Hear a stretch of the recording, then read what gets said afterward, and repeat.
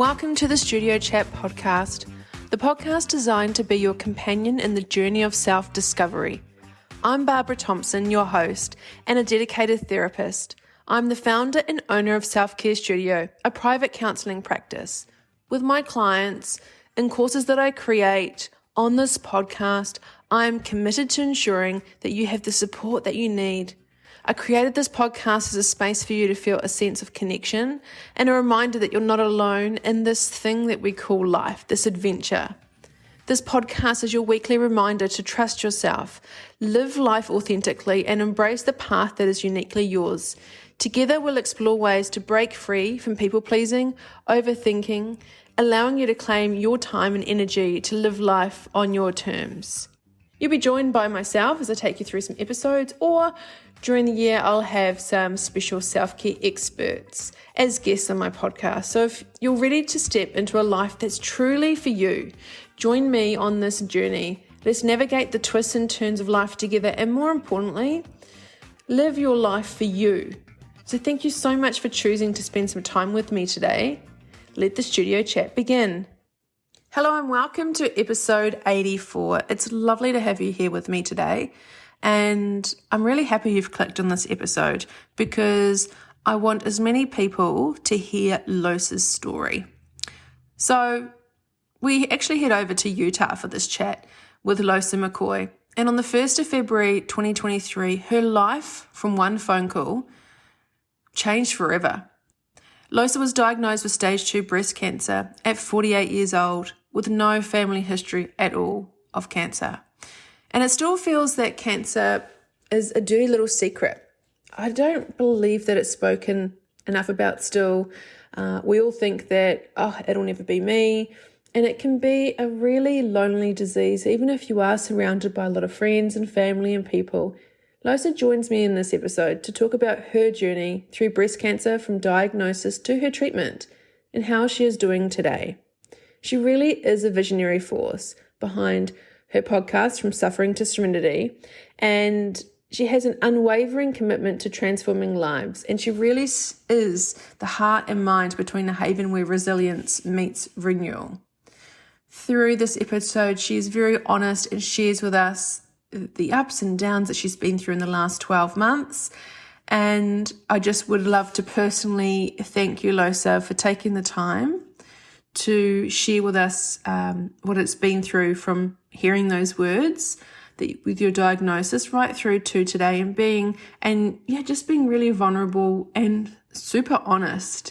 So it was a very emotional and really vulnerable podcast.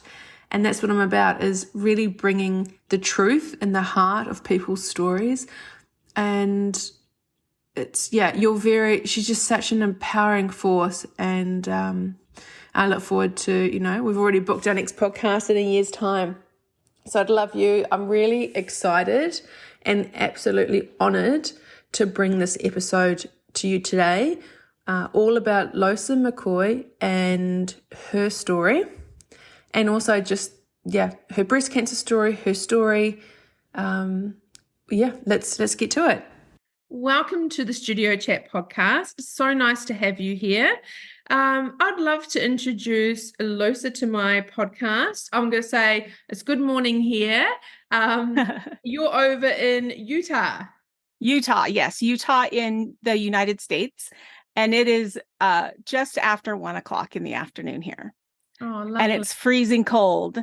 It's like 20 degrees here in Utah. You probably are like just basking in the loveliness of the weather down there in Australia. Yeah, I am, but I had to put the blinds down because the sun was like right on my face. But it is very warm. It's interesting. When it's really warm, I want it to be cold, and then when it's really cold, I want it to be warm. So see, I just am anti-cold. Of course, yeah, that makes sense of when your beautiful name, Losa, you were just telling me before where that comes from.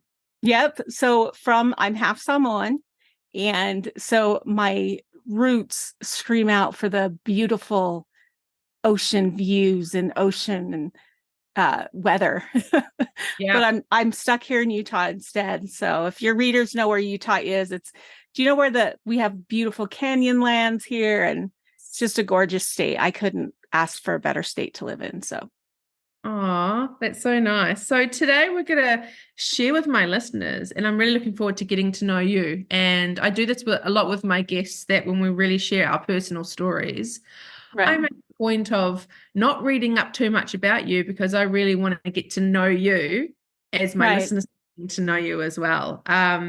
You're such a clever woman. You've got you've got a business and a podcast that we will talk about later. Okay. Main reason why that we connected was on the 1st of February last year, your life changed. And I'd love Yes. to, Irrevocably changed.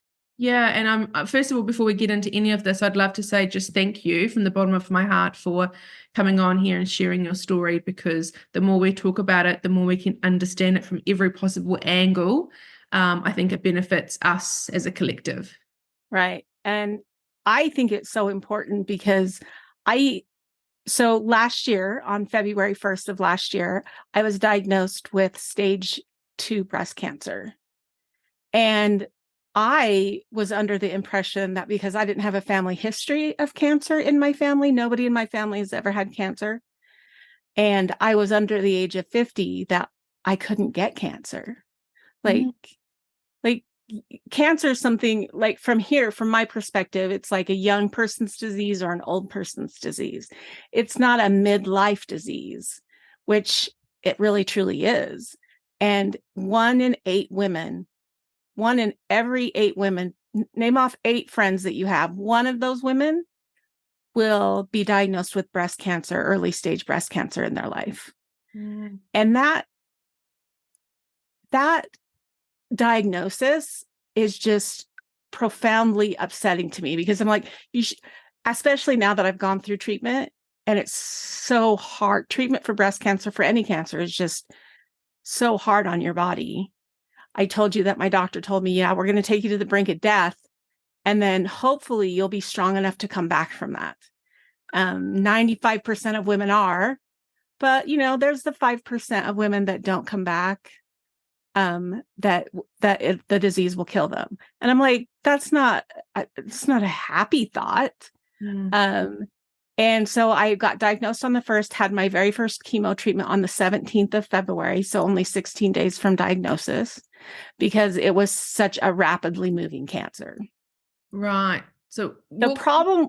Yeah. Walk me through from that 1st of February. What made did you feel a lump, or like, how did you know to go to the doctors and get checked? So how I found it is I found the lump in my left breast. And I found it about 8 months prior to my diagnosis. But because like I said, there's no history of cancer in my family. And I was under the age of 50. I didn't think that cancer was, and even the doctors even told me, you're not a high risk for cancer. You don't have any of the markers that would make you a high risk for cancer of any kind. Okay. And so to be diagnosed with cancer was a shock to everybody. Like it chokes me up, but it was a shock to everybody in my family and to my sisters. I have 3 sisters that I was just like, I immediately called and was like, go get checked, please go get checked. So I had a lump for about 8 months. I didn't go get it checked. Finally, after life calmed down, I went and got it checked. And there's a problem when the technicians come in and they rush you through the appointment, and they're super duper duper nice to you. I'm like, they're being way too nice. This is not a good sign. And that was 3 days prior to my diagnosis. Wow. And I think the hardest part of my diagnosis, just talking about the diagnosis itself, was just telling my kids. I have 2 adult children, and luckily they're boys, so they don't have the chance of them getting breast cancer is super duper low. Yeah. But still, to have to explain to your kids, yeah, I have a deadly disease that I don't know what to do about. I don't know how to take care of myself anymore. You have to relearn all this, the nuances of life, because cancer changes everything in your life. It changes how you look at things, it changes what you eat, it changes how you sleep. I don't sleep very well. And it just changed. And I don't think people, just don't talk about it because they're like, oh, I'm a warrior. And I'm like, I'm not a warrior. I'm not. I'm, I thank God every single day that I survived my cancer diagnosis. And I'm currently cancer free. And my last treatment is on the February 2nd of this year. But it really does change every aspect of your life and how you take care of yourself. Mm. That's why we're talking about it today, because there's so many people. I feel like there's a bit of a stigma around it that people don't know what to say to you. Um, it's like, oh, it's a walking on eggshells. It's uncomfortable for other people, so they don't want to Right. talk about it. I have heard that when you're sitting in the doctor's office and they say that word, the C word, the cancer, I have heard for a lot of people, the walls feel like they're closing in, and you just don't hear anything they say after that. Was that your experience of when they actually diagnosed you? Oh, totally. My nurse navigator, who I've come to really know really well this year, called and's like, I got your test results back, and unfortunately, you do have cancer. It's called ductal carcinoma. It's the most common form of breast cancer. So there's a lot of treatment out there for it because it's the most commonly known one. And I Mm. stopped her from talking because I couldn't hear her because the ringing in my ears was so bad. Because Mm. all I could think of was, how am I going to tell my husband and my kids that I have breast cancer? So And I you told were her that. alone. Was this face to face or on the phone? No, this was alone. I like stayed home. I called in sick that day from work because I knew that the test results were going to come in. And whether it be positive for breast cancer or not positive, I knew that it was going to change my life forever. Right. Okay. And so I called in sick that day. And then they called around 11 o'clock in the morning. And I said, she starts going into all this stuff. And I was like, I can't. She's like, excuse me? And I'm like, I can't do this. You need to give me an hour to come to grips with this. She's like, I've never had anybody tell me that. But that is so important. And I'm like, I need to rally my forces around me. And I need an hour. I said, can you call me back in an hour with the diagnosis and everything when I have my husband here and my kids? And she was just shocked. And another question that she asked me, and I felt bad for her, was she asked me, do you plan on fighting this? What? Because so many women, not so many, but a certain number of women won't fight it. They're like, it's past, diagnosis of, it's not 1 and it's not 4. And so they have to ask if you're going to fight it. And I was like, of course I'm going to fight this. I have kids. I can't just give up on myself. I have kids. And so then I called my husband and my sisters, and I didn't call my kids because I wanted my husband to be with me when I called them. And my husband works, and he immediately came home and we sat with each other for about a half an hour, just holding hands, just like, this is going to change our entire life. This, everything about our lives changed that day. Oh, I'm tearing up here. Oh. Yeah. And I lost my hair like 3 weeks into treatment. And I wasn't very addicted to my hair, Mm. but losing something that is like with my hair fell out, my eyebrows fell out, my eyelashes fell out. And I just cried and cried and cried and cried because I just couldn't.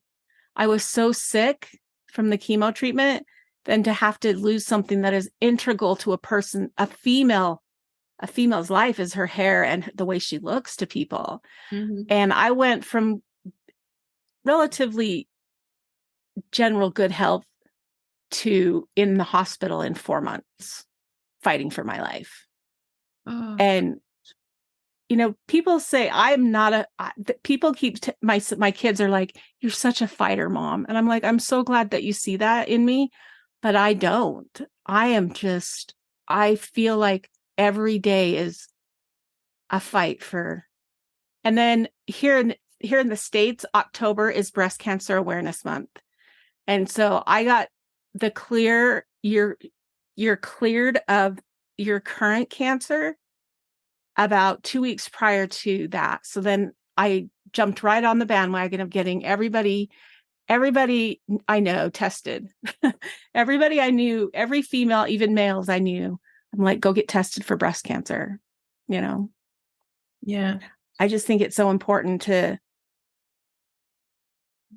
know your risk factors, because I didn't.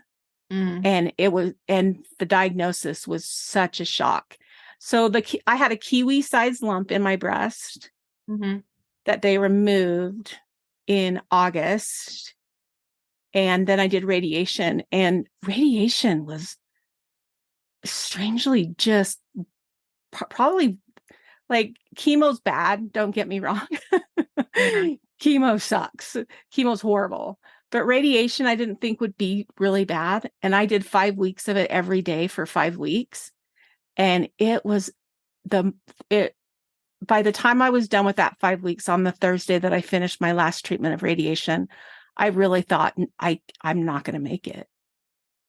I didn't know how. And you can't, like, call everybody you love is already on the string of, is she going to die? Is she going to live? How's she doing? What's going on? That I couldn't just go to people and be like, I think it's got me. And I just wanted to be Barbara, I wanted so bad to be that fighter my kids see in me. You know what I hear is you just being a human and actually just trying to survive a day at a time. Because it happened so fast, and because you got into treatment so fast, which is fantastic, but at the same time, you're still, after that 16 days, you're still absolutely just trying to get your head around what the heck has happened. And one thing I do want to say is I'm really sorry that you had to experience that.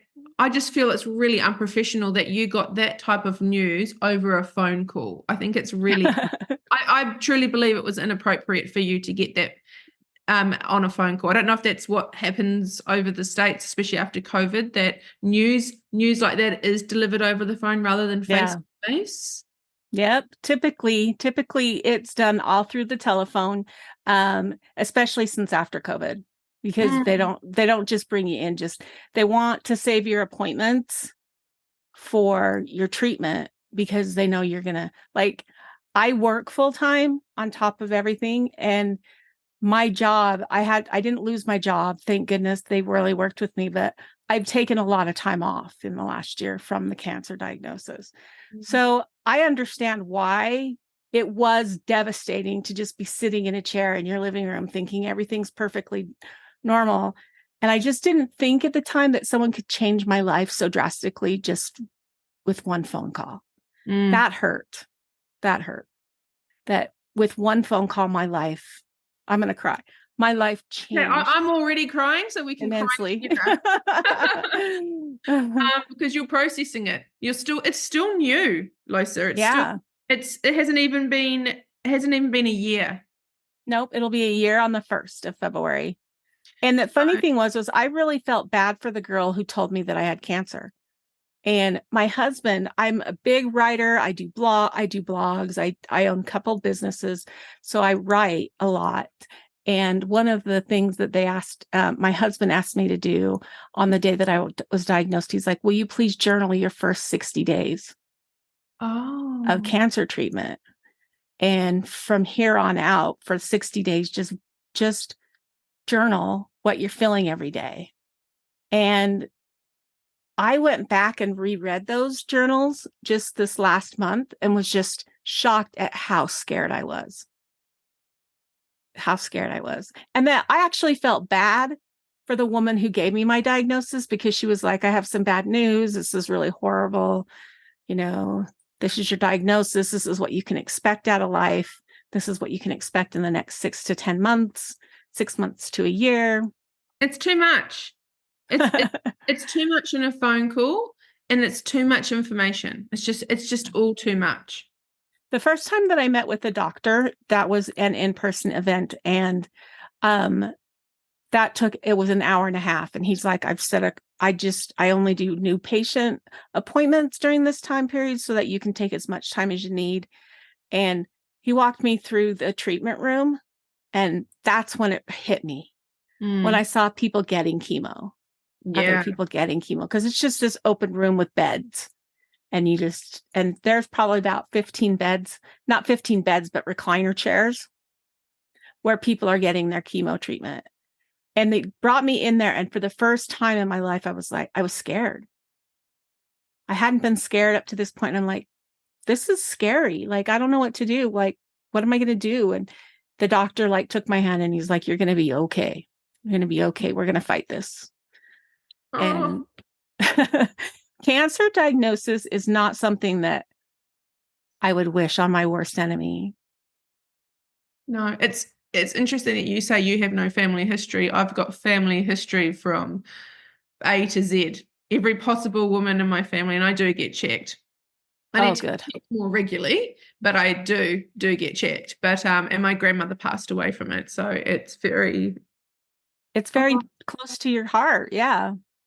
Yeah, I run around and I tell people get checked and they're like, well, they're like, you didn't, cancer wasn't hard for you. Look at you, you're surviving. And I'm like, oh, you have no idea. You have no idea. That's the sign of a strong woman there when people look at you and go, oh, that was a walk in the park. That shows your resilience and how strong you are.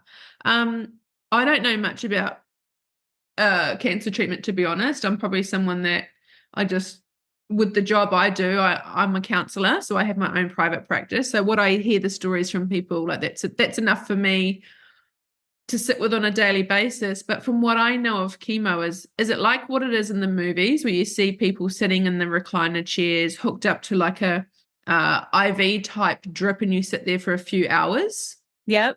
So my very first chemo treatment took 6.5 hours because it made me sick because it's chemo. And then from then on out after that, it took 3 to 4 hours to do my treatments. Now I moved to just getting a shot. Okay. And it still exhausts me. It just pushes me to the very edge of my being. But it's not as bad as the chemo that I was getting before I had surgery, which was the chemo that could kill you. It was really. I haven't heard that before. So obviously, this is going to be a bit of a gross question, but I'm going to ask it. Go ahead. When you have the chemo, can you feel it going around your body or? No. Okay. It's just like an IV. Like if you've ever been in the emergency room or if you've ever been at the hospital and they give you an IV, it just feels like an IV. And I actually have a special port. You can see it right here. Yep. That it's a plastic port just under the skin where they stick me there and they feed the chemo straight into that goes straight into my heart. Wow. It doesn't even go into your arm. It goes into your chest. Yeah. It goes right into my chest. And that's the fastest way to get it. But right now I just get shots in the leg. And it's the simplest thing, but it's very fatiguing. I'm tired all the time. And because you're not sleeping as well, you said that. Yeah. Everything is chemo related. You get chemo. I had chemo acne where I broke out in acne, like from the top of my head to the bottom of my feet. I had really crazy acne. Then I had chemo rash on my hands where my hands swelled up and I couldn't touch anything. And now I have chemo neuropathy, which is just numbness and tingling in your hands and feet. So it hasn't been an easy year, and taking care of myself was always a second, how women are with kids and stuff. You come second.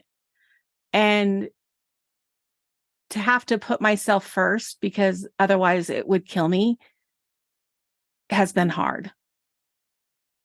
It's been really hard to try to put myself first because I have kids and I have a husband, and my husband, all I can say is if you get a cancer diagnosis, the first thing you need to do is rally your troops and have people close to you that you can rely on. Because I don't drive now because I can't feel my feet, so I can't feel the pedals.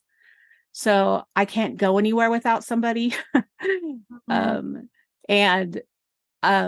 I get sick really easily, so I'm not allowed to be exposed to people. Yeah. Gosh, so it's very isolating, but also your independence has been taken away from you as well. Yes, definitely. Would the feeling in your feet come back after a while? My oncologist, who's my cancer doctor, says that around 18 months after the last hard chemo treatment, and the hard chemo treatment ended in, I want to say June of this last year. Because there's two kinds of chemo. There's the chemo that is really bad chemo that I had treatments of that. And then now I'm on just the shot, like I said, that's much easier. But and I lost my train of thought because I have chemo brain. I'm so sorry. Oh gosh, no, no, not at all. You have no reason to apologize. With chemo, we hear side effects of being violently ill and nauseous, and being tired. Did you feel them, like, is it pretty much as soon as the treatment goes in that afternoon or the next day you feel sick? Actually, it's 2 days. Okay. So I have chemo on Fridays, and by Monday, I'm sick as a dog. I'm just sick. I can't get out of bed. It's like having the flu times 100. And that'll last for about 2 to 3 days. Oh, yeah. And then by Wednesday or Thursday of the next week, people know when it's my chemo week because I'm like, I'm not going anywhere because I can't make any plans because I can't do anything. And then so it's about a week of just feeling really, really, really horrible. Like I said, like you have the flu times 10. Then you slowly start to feel better. And my treatments are every 3 weeks. So by the time my next treatment is available, I'm scheduled for my next treatment, is when I start to finally start feeling better. And then they do it all over again. And how long was that hard chemo for? From February? It went from February until June.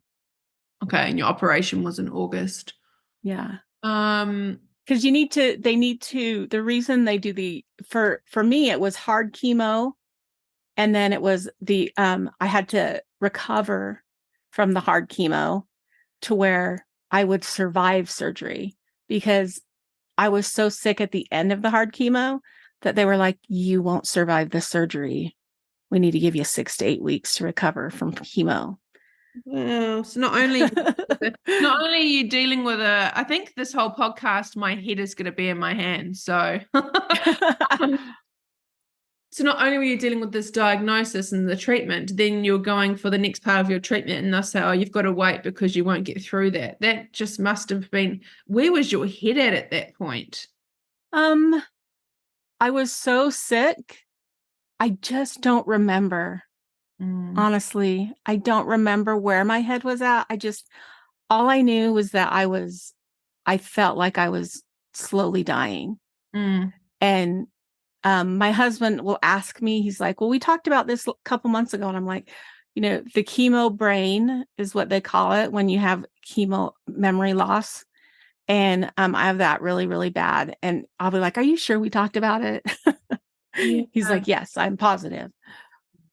Far out. And that journal of that first 60 days, what a powerful thing to do, and to gift yourself, because you are a writer, you are a creative person, and having that outlet of having those thoughts on paper.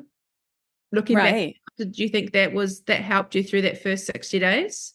It really did. That, and about 2 weeks into my diagnosis, right before my first treatment, I was told by my sisters, call us every day and do something you're grateful, and tell us something you're grateful for. And I'll admit it, I just have some amazing sisters.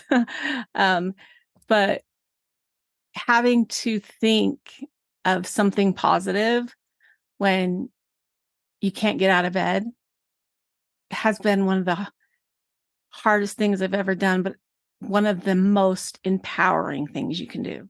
Like, if you can find gratitude when you're too sick to get out of bed, and you know that it's not going to get any better, it's just going to continue to get worse. And that's how the first part of chemo is. That it's powerful. It's a powerful and very, it made me, I wouldn't have gotten through chemo if it hadn't been for that. For the first 60 days and just journaling.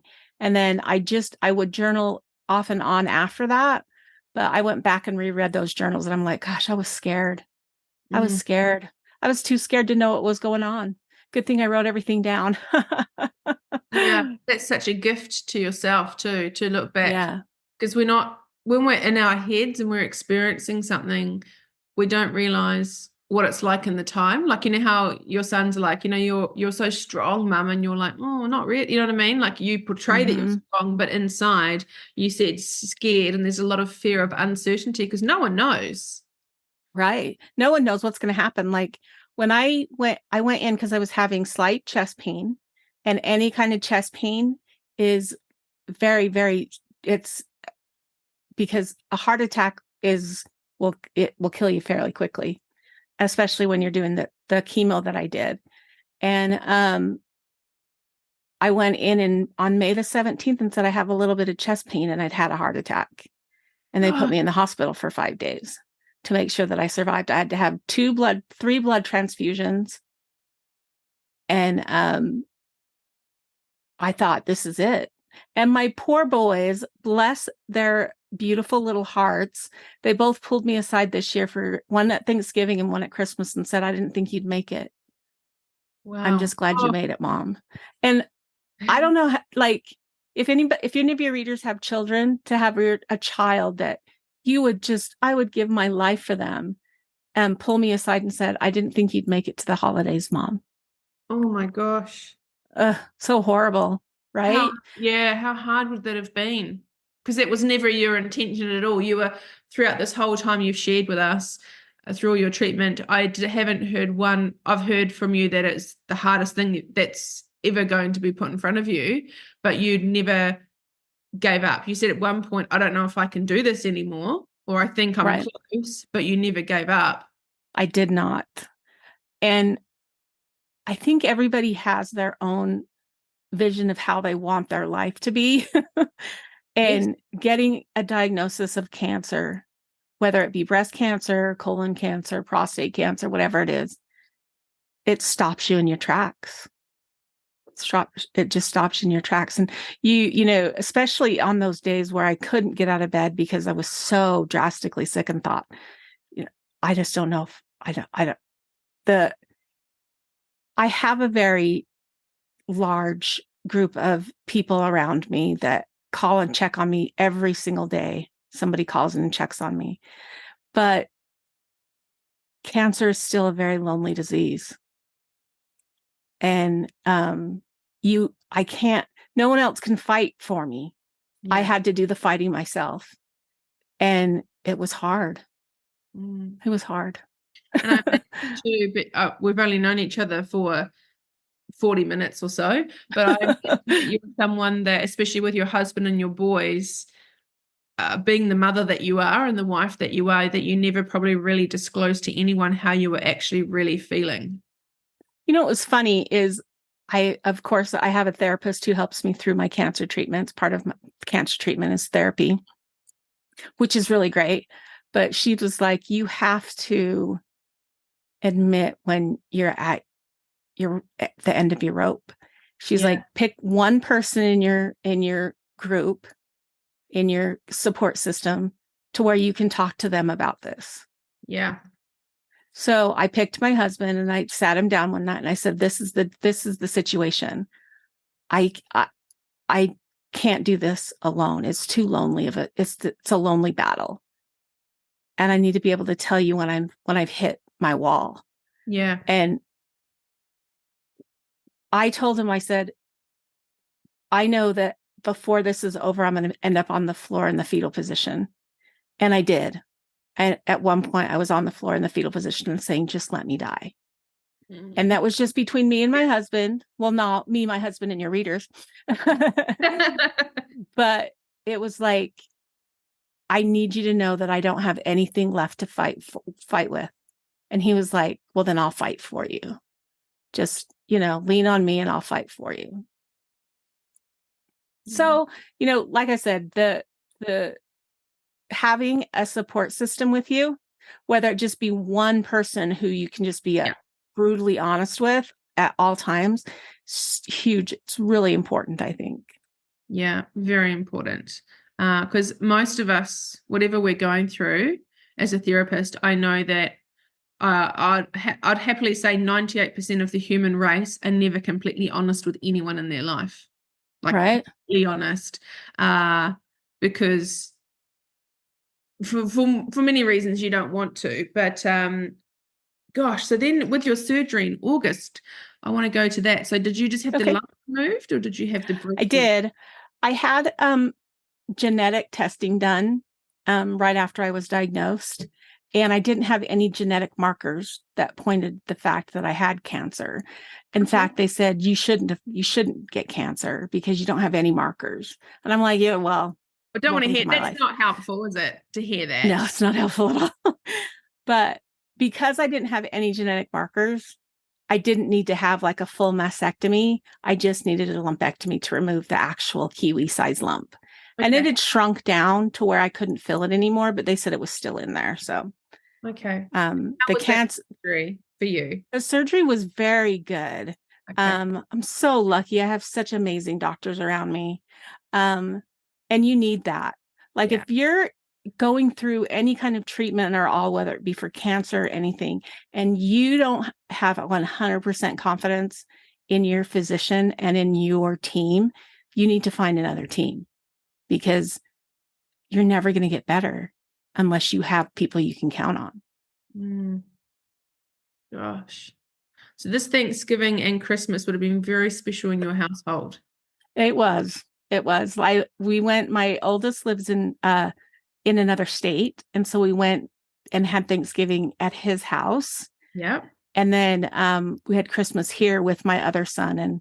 And yeah, they each took me aside and was like, we didn't think you'd make it, Mom. We're just happy you're here. And I'm like, I'm happy I'm here too. Yeah. How are you feeling like today? um, Tired. I'm just tired all the time. It's really horrible. Like chemo was last week, so I'm just coming off of my bad week.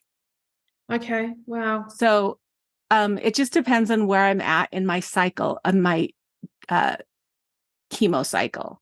So tired. I'm so tired. I'm so sick of being tired. It just, yeah, it is. And then you can't, it's just that vicious cycle, isn't it? You're tired because you're tired, and then you can't sleep, which just frustrates you even more. Yeah. I think one of the things that have really bothered me the most about my cancer is my eyebrows haven't grown back in. And people, when they see you with one of these little beanies on, they automatically assume you're sick. But if they see you have no facial hair at all, then they're like, no, she really is sick. Something's wrong with her. Um, and so I wish my eyebrows would grow back in Are they because I going feel to? they said that there's a chance that they might not. Okay. Okay. It's still very all new, isn't it? It's all happened very quickly, very fast. But I Yeah. can see your eyelashes have grown back. Yes, I do have eyelashes. They have grown back in, but the eyebrows have not. And that I know of a lady here in Salt Lake that will do microblading, the Yes. tattooing of the eyebrows. So if my eyebrows have not grown in yet by the end of February, then that's what I'm going to do.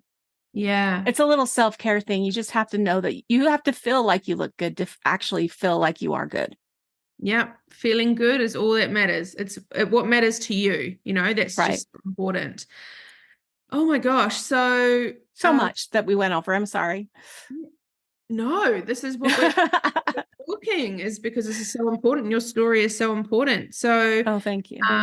in 2020, I think that's when you started your handcrafted candle business. Uh-huh. Yeah. So you And tell so I just fell in love with making candles, and I did it as a release during COVID, and yes. just fell in love with it and was like, I want to do this for a living. So I have my candle business, and then I have um my podcast, which is From Suffering to Serenity with Losa McCoy. It's about suffering, the suffering of life and where the serenity comes from. And where does the serenity come from? I think everybody's different. Right now, serenity to me is just no more cancer treatment. Oh my goodness. So when's your last treatment? February. February the 2nd. Right. And is that when you ring the bell, or do you ring the bell after radiation? No, that's when I ring the bell. And my son is coming in from out of state. And my boys will be there, my husband will be there, and I get to ring the bell. I'm really excited about it. Yeah, you're going to ring it so hard that it falls off the wall. I hope so. That's the goal. Yeah, goodbye, good riddance. I'm never going to see you again. Yeah. And I was told all the people, I'm like, because I would go in, I usually during the bad chemo, I would be seen every 3 days because I was so sick. And I was like, I love all you nurses, but I hope I never see any of you ever again. And they know why you mean that. Yeah. Could you get any relief? So in those hard times in chemo, when you're really, really sick and you had to go to hospital for treatment, was there any relief from it, or was it just they couldn't give you anything that could kind of subsidize the horrible feeling of chemo? Excuse me, the fatigue and stuff was real. There wasn't anything they could give me for that. They just were, you know, but there, I know that I wish that there was a cure for cancer, but because there's not, the money's in the treatment. And so they have a lot of treatments that they can do for you to make it so that you feel better. So that's why it was being seen so much, is we were just trying to treat all the symptoms of the chemo. Mm. Far out. What a year. What a year. Yes. What a year. I can't believe it's only been a year. It feels like it's been much longer. Oh, yeah, I'm sure. And especially coming off the back end of that pandemic too, which was Right. not an easy time. I'm going to put your details about your podcast. I'm just going to repeat that. It's From Suffering to Serenity podcast. Mm-hmm. Um, and also, like, something I'm interested to ask you about is before your diagnosis, if we talk about caring for yourself or self-care, what did it look like for you then? You know, before I was diagnosed with cancer, self-care was just a very abstract thing. I was like, nah, I I'll could, do it later. yeah, I'll do it later. Um, Once I was diagnosed, though, self-care came to a point of where it was, you have to take care of yourself or you're not going to survive. And they tell you that. They tell you, there's some points that you're going to need to stop and just take care of yourself. And, just for my doctor said, just for the next year, be selfish. And the rest of us will get along okay. Yeah. So how does self-care look like to you now? It's about eating properly, getting enough rest. It's about, now I'm lucky that I don't have littles at home. I have 2 adult children. Yeah. Because it's about taking care of myself first.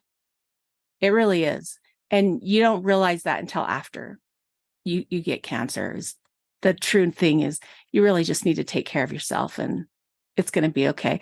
It's okay to miss a birthday if I'm going to be here for the next, 100 birthdays. But this year birthday was not the biggest thing on my priority list. You know what I mean?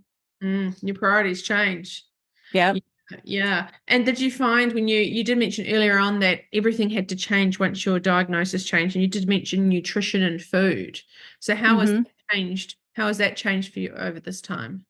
Well, it's so funny because I read it and I get trapped in the Google rabbit hole where I'm like Googling everything, but there's like all the stuff that adds to the cancer and stuff that you want to stop eating, processed foods, because the processing is what causes the cancer. And so it's just taking care of yourself. Like I said, yeah. Like you know some people, if we listen to this podcast, I'm sure you know someone in your family or a neighbor or someone you work with that smokes heavily, drinks heavily, eats pies all day or McDonald's every day, and they live to the 90. And there's some people Right. are really healthy and exercise and eat well and do all the right things, and they still get sick. Yep. That's one of the things that I complained about when I was first diagnosed. I'm like, because I used to be a power lifter, which is just lifting heavy weights, a lot of heavy weights. Yay! And I'm like, and I got cancer anyway. And I got cancer anyway, So it's like, sometimes, I don't know, self-care right now is just putting myself first and being like, it's okay. It's okay. Like, people do this every day. And I can put myself first for a year and survive to be here for the next 20 years, So you and I are going to do a podcast a year from today. Okay. And we're going to do a follow-up podcast. Really, Sounds good. I really want to see how you're going and what you're up to and what's happening in life. And it's just, it's breast cancer or cancer in itself is such a difficult thing because I do find people shy away from it. People don't want to talk about it. It's that thing that happens to other people, but it doesn't happen to you. That's exactly how I felt. Barbara. I thought, no, like, and even my sisters were like, no, you're not going to get cancer because that's just not possible. It's just not possible. And I'm like, you're right. It's not, but it happened. Yeah. Do you believe it's hard because it hasn't even been a year for you, but are you someone that's a bit spiritual in a way that thinks, this has happened? And it's a really tough thing for me to even ask you because I don't want it to come across as the wrong way, but do you think it kind of happened for you to readjust in life and do what you really want to do? Definitely. My problem was that, sorry, my phone is ringing. My problem was that I was so shocked. It was just such you just don't expect to get cancer. It's just not something that people put on their list of things that they want to accomplish. Well, not when you're 48 as well. Right. That maybe when you get older, maybe not. It's such a weird thing, isn't it? Because within that day of that phone call, like you said, from that phone call, everything changed and everything will not be the same again. Right. Yep. And I'm looking at someone that is healthy and strong and I couldn't go through what you've been through. Oh, I wouldn't never say that because that's one of the things is I'm a very, very spiritual person. I'm Christian and very spiritual. And one of the things that I asked for last year in 2023 was to get closer to God. And I got cancer.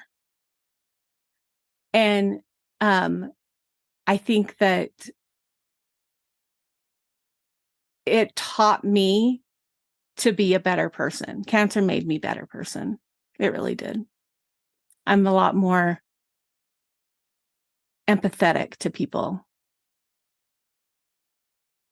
Can I ask how that has reflected onto yourself? How much space and love do you give to yourself now? A lot. Because, it's peace. It's about being peaceful. And can you be peaceful in your current reality? And no, it's because of this and this and this. And you just have to just take it one day at a time. That's all I can do. I hate it. I hate having to take it one day at a time, but I can't do it any other way. And when you're on that floor in the fetal position, I could hear that you gave yourself over, as in, I can't do it, like whatever's going to be. I felt like in that moment was that moment you were like, you were still fighting, but you were like, whatever's going to be is going to be. Did you feel like some of that happened with your religion and your spiritual beliefs that, here we go, like, let's just take it down? I was mad. I'll be honest with you, Barbara. I was mad up until just recently. I was just angry about the diagnosis. But, you learn a great deal about yourself in that anger and where that anger takes you. Yeah, but we can say, like, not kumbaya, but you know how people have said to you, oh, you're a warrior, and you're like, no, it's actually really freaking hard. And I think let's be honest about it. And I know, when you sit there and you hear that diagnosis, you just go, why me? It's just so unfair. Right. That's true reaction, and you're allowed to say that. Like, a lot of us have to be too PC, or it's okay, one day at a time, and I'll get through it. Why can't we just be honest and sit with it and be like, call it what it is? I'm scared and this is hard and this really sucks.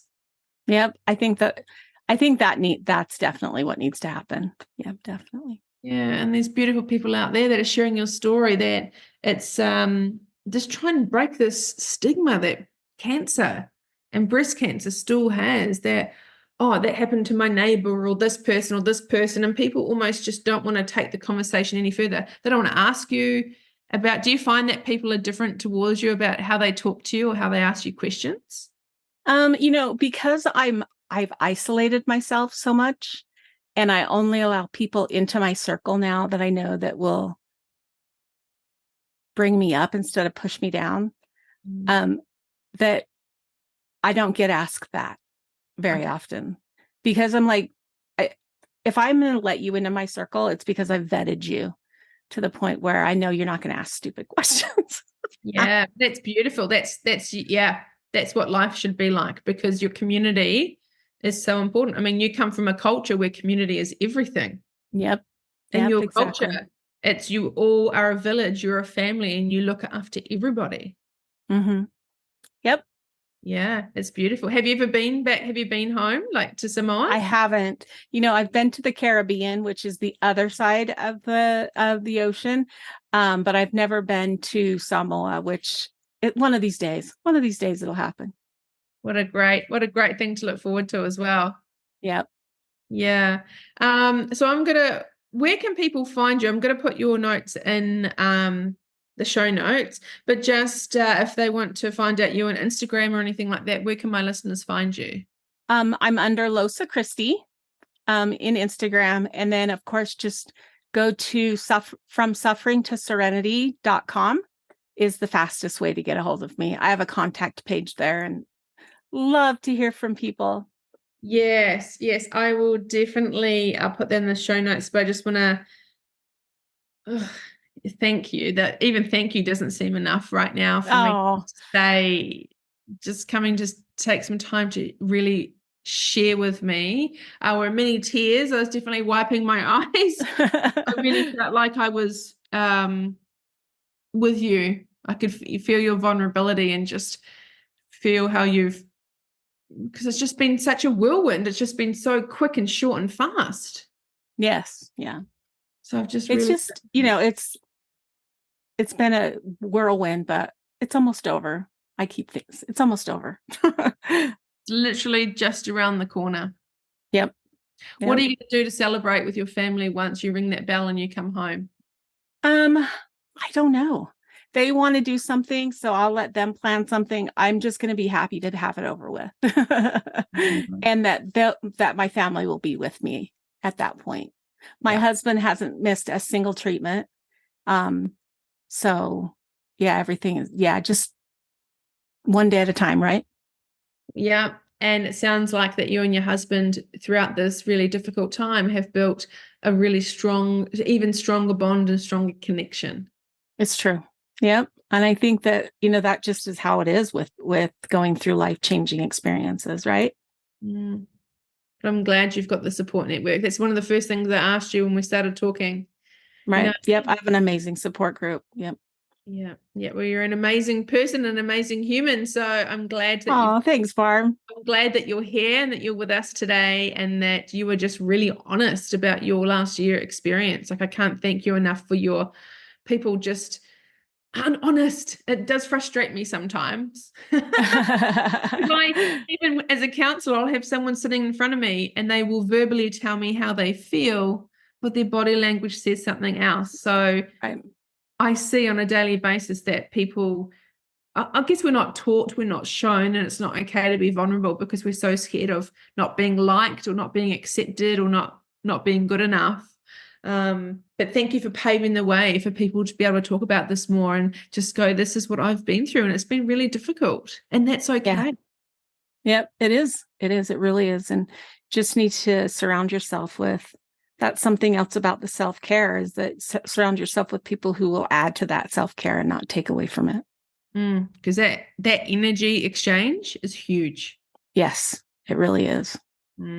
Yeah. Thank you so much for your time today. You're welcome. It's been my pleasure, Barbara. Thank you for having me. And I'm going to see you in a year's time. Yep, you bet.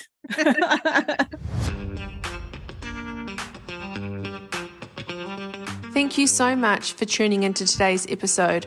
I hope this conversation has added value to your self-care journey and inspired positive changes in your life. If you enjoyed this episode, consider sharing it with a friend who might benefit from this episode. Don't forget to subscribe on Spotify or on your favourite podcast platform to stay up to date on future episodes. Your support means the world to me. I genuinely love hearing from you, so please take a moment to leave a review. Let me know which part of today's episode resonated with you the most. Your feedback guides the direction of this podcast, and I really appreciate each and every single one of you for being a part of this community. To fall in love with yourself is the first secret to happiness. To find out a bit more about the Studio Chat podcast, head over to my Instagram page, Studio Chat Podcast, or if you want to find out a bit more about my counselling private practice, head over to Instagram on self_care_studio. Head over to my website, selfcarebybarbaraThompson.com.au. I'm really looking forward to seeing you on the next episode. Until next time, take care of yourselves and keep embracing the journey of self-discovery.